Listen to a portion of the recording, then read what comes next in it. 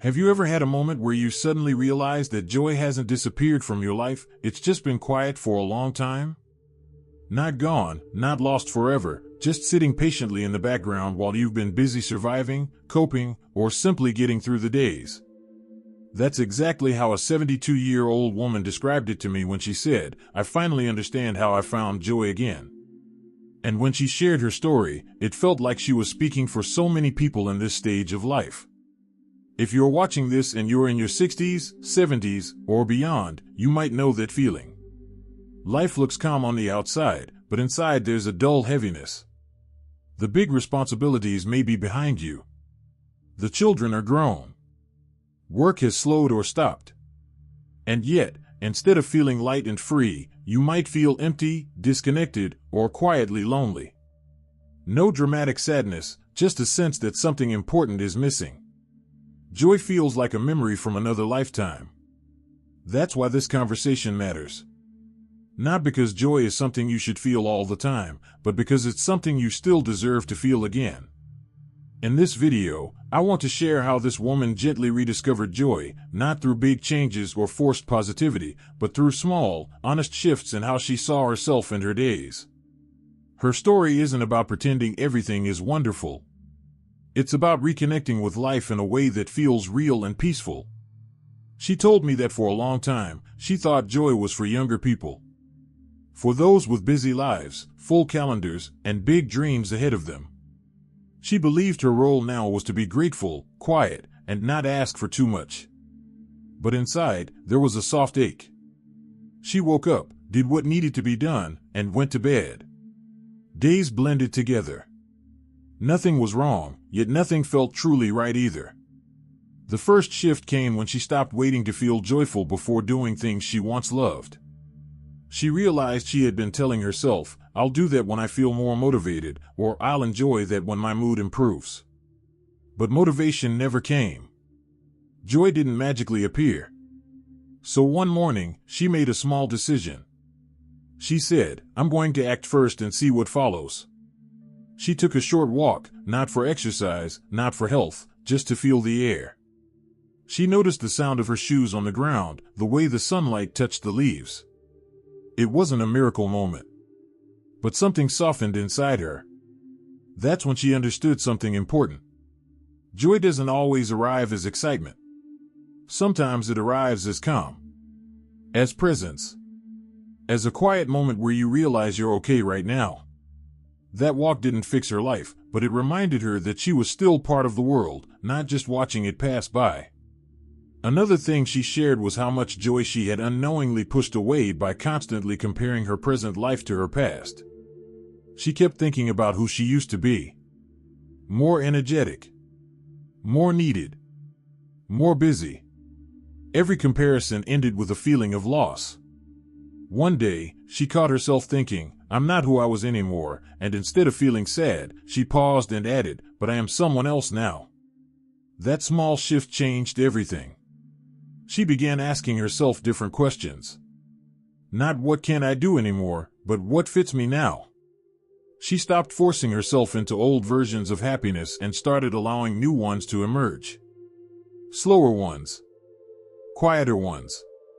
She found joy in sitting by the window with her morning coffee and calling one friend instead of entertaining many, and doing things without rushing. Joy stopped being something she chased and became something she noticed. She also talked about how she learned to let go of guilt around feeling happy. This part surprised me. She said there was a part of her that believed joy was selfish at her age, especially if others around her were struggling. She felt she should be serious, practical, and reserved. But over time, she realized that joy isn't a betrayal of hardship. It's a response to life itself. Feeling joy didn't mean she stopped caring about others. It meant she had more warmth to share. One afternoon, she decided to return to something she loved decades ago but had quietly abandoned. She began writing short reflections, not for anyone else, not to publish, just for herself. At first, it felt awkward. She worried it was pointless. But as she kept going, she noticed how writing gave her a place to put her thoughts, her memories, her gratitude. It gave her a voice again. And with that voice came a sense of meaning. What stands out most about her story is that joy didn't come from adding more to her life. It came from removing pressure. Pressure to be productive. Pressure to be useful in the old ways. Pressure to live up to someone else's idea of aging gracefully. When she released those expectations, space opened up. And in that space, joy slowly returned. She told me, "I didn't find joy by changing who I am. I found it by finally allowing myself to be who I am now." That sentence stayed with me. Because so many people in later life are still trying to prove something, still trying to measure up, still living by rules that no longer serve them. As she continued this gentle process, she began to notice joy in places she used to overlook. In conversations that didn't need fixing. In rest without guilt. In saying no without explanation. These weren't dramatic breakthroughs, but they added up. Day by day, she felt more connected to herself. This brings us to another important part of her journey, one that many people struggle with quietly. It's about how she learned to stop chasing happiness and instead build a daily relationship with contentment, meaning, and small moments of delight that don't depend on circumstances. That's where her story deepens even more, and where many of us can begin to see our own path more clearly. And feel that these insights are meaningful. Please type number 2 in the comments to let me know you're still with me.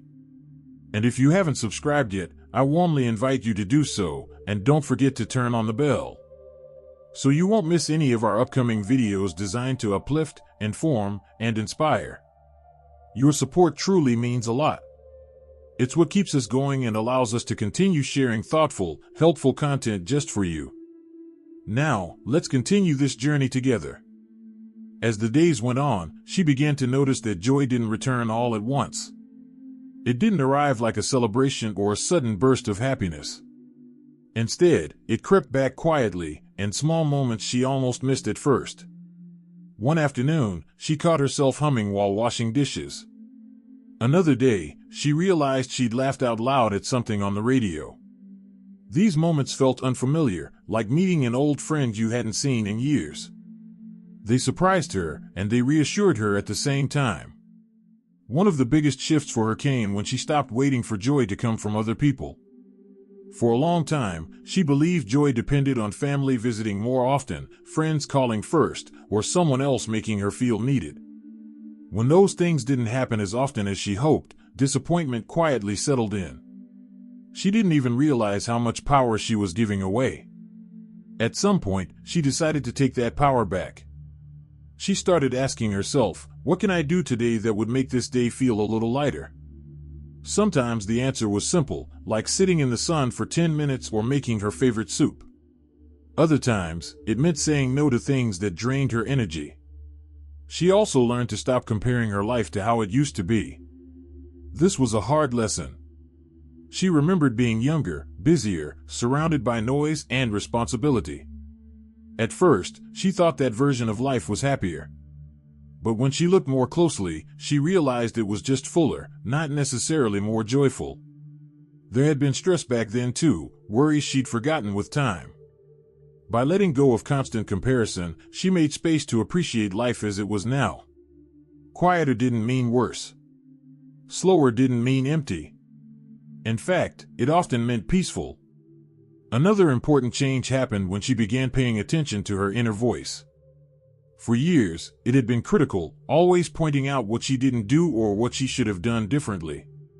She spoke to herself in ways she would never speak to a friend. One morning, she caught herself thinking, "You're too old to start anything new." That thought stopped her in her tracks. She asked herself where that idea even came from.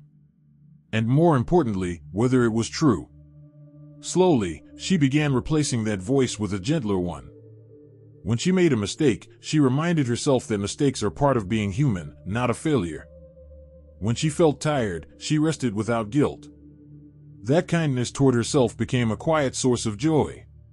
She also found joy by reconnecting with her senses. This might sound simple, but it made a real difference.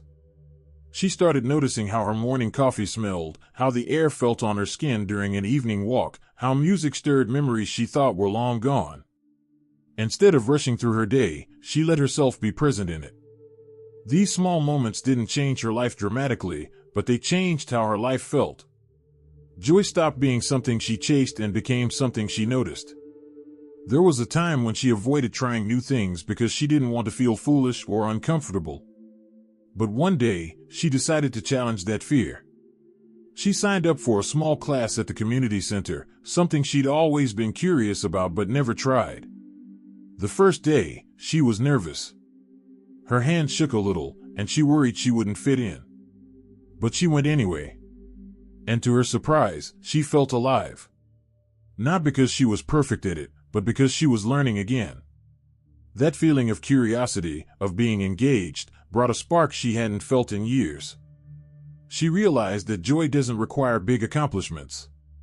It often comes from giving yourself permission to be a beginner, to be imperfect, to be human. When she stopped expecting herself to have everything figured out, life became lighter. There was room to explore, to make mistakes, to laugh at herself. That freedom was deeply joyful. Another shift happened in how she viewed her past. For a long time, she either lived in memories or avoided them completely. Some memories were sweet, others painful. She began to look at her past with a softer lens. Instead of regret, she chose gratitude. Gratitude for the lessons, the resilience, the love she experienced, even when it didn't last forever. This didn't erase sadness, but it balanced it. Joy and sadness could exist together, and that realization brought peace. She also learned that joy doesn't mean being happy all the time. Some days were still heavy. Some mornings felt lonely. But she stopped seeing those days as failures. She let them be what they were. By not fighting her emotions, she found that joy returned more naturally, without pressure. It became something steady, not forced. Over time, people around her noticed a change. They said she seemed calmer, brighter, more at ease. She wasn't doing anything extraordinary. She was simply living differently, with more attention and less expectation. She smiled more, not because everything was perfect, but because she felt grounded. As this way of living settled in, she began to understand that joy isn't something you lose forever. It can fade, yes, but it can also return when you make space for it. And that space often comes from letting go of old beliefs about what life should look like at a certain age. When she released those expectations, something new quietly took their place, something deeply satisfying and real. This growing sense of joy opened her eyes to one final realization, one that tied everything together and changed how she viewed aging itself. That understanding became the foundation for a life that felt meaningful again, not despite her age, but because of it. As she continued sharing her story with me, I noticed something gentle but powerful in her voice. It wasn't excitement in a loud sense, and it wasn't forced positivity. It was steadiness. The kind that comes from finally being at ease with yourself. She told me that joy didn't come rushing back all at once. It returned slowly, in quiet moments she almost missed at first. A warm cup of tea enjoyed without rushing. A walk taken just for the pleasure of feeling the air on her skin. Sitting by a window and watching the light change without feeling guilty for doing nothing. One of the most meaningful changes she made was giving herself permission to live at her own pace. For most of her life, she had lived by schedules and expectations. There was always something that needed to be done for someone else. Even after retirement, she felt pressure to stay busy, to be useful, to prove that she still mattered. What surprised her most was realizing that this constant push was quietly draining her joy. When she finally allowed herself to slow down without judging it, a sense of relief washed over her. She said it felt like putting down a heavy bag she didn't even realize she'd been carrying. She also talked about how she stopped comparing her life to others. This was a big one. She admitted that she spent years looking at neighbors, family members, even people on television, and measuring her life against theirs. Who was more active, who traveled more, who had a bigger family or a fuller calendar. Comparison, she learned, was stealing joy she already had. Once she began focusing on what felt good to her, rather than what looked good to others, her days became lighter. Joy, she realized, isn't found by keeping up. It's found by tuning in. Another quiet shift happened when she reconnected with small interests she had once set aside. Not big hobbies that required lots of energy or money, but simple pleasures she used to love. She started writing short notes in a journal again, not to document anything important, just to capture thoughts. She listened to music she hadn't heard in years and let herself feel whatever came up, even if it was bittersweet. She spent time with her hands, cooking slowly, tending to a few plants, fixing small things around the house. These moments didn't look impressive from the outside, but inside, they brought her a deep sense of contentment. She also learned to be kinder to herself on hard days.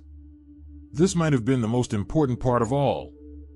Joy didn't mean she was happy every day. Some mornings still felt heavy. Some memories still brought tears. But instead of fighting those feelings or telling herself to be grateful all the time, she allowed space for them. She rested when she needed to. She spoke to herself gently, the way she would to a dear friend.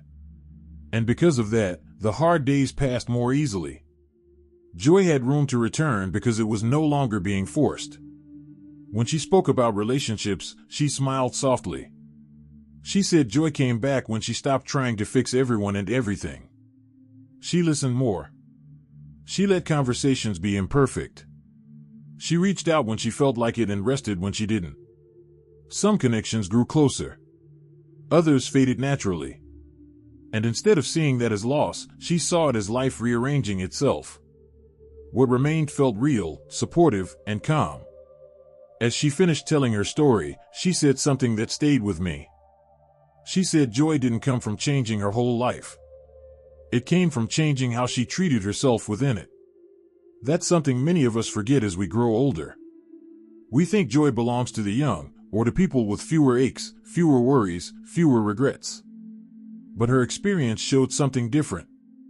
Joy is not tied to age. It's tied to attention. To noticing what feels right. To letting go of what no longer serves us. If you're listening to this and wondering where your joy went, know that it hasn't disappeared. It may simply be waiting for you to slow down enough to notice it again. You don't need to reinvent yourself. You don't need to chase happiness or force positivity. Start by being gentle with your days. By choosing one small thing that brings comfort or peace and allowing it to be enough. I'd love to hear from you. Have you noticed moments of quiet joy lately, even if they seemed small? Or are you still searching for that feeling again? Share your thoughts in the comments. Your story matters, and someone else may find comfort in reading it. If this conversation touched you, please give the video a like and consider subscribing to the channel. We're here to talk about real life, real feelings, and the beauty that can still be found at every age. Thank you for spending this time with me. And remember, joy doesn't shout. It whispers. When you slow down and listen, it has a way of finding you again. Here's to softer days, kinder hearts, and rediscovering joy in your own time.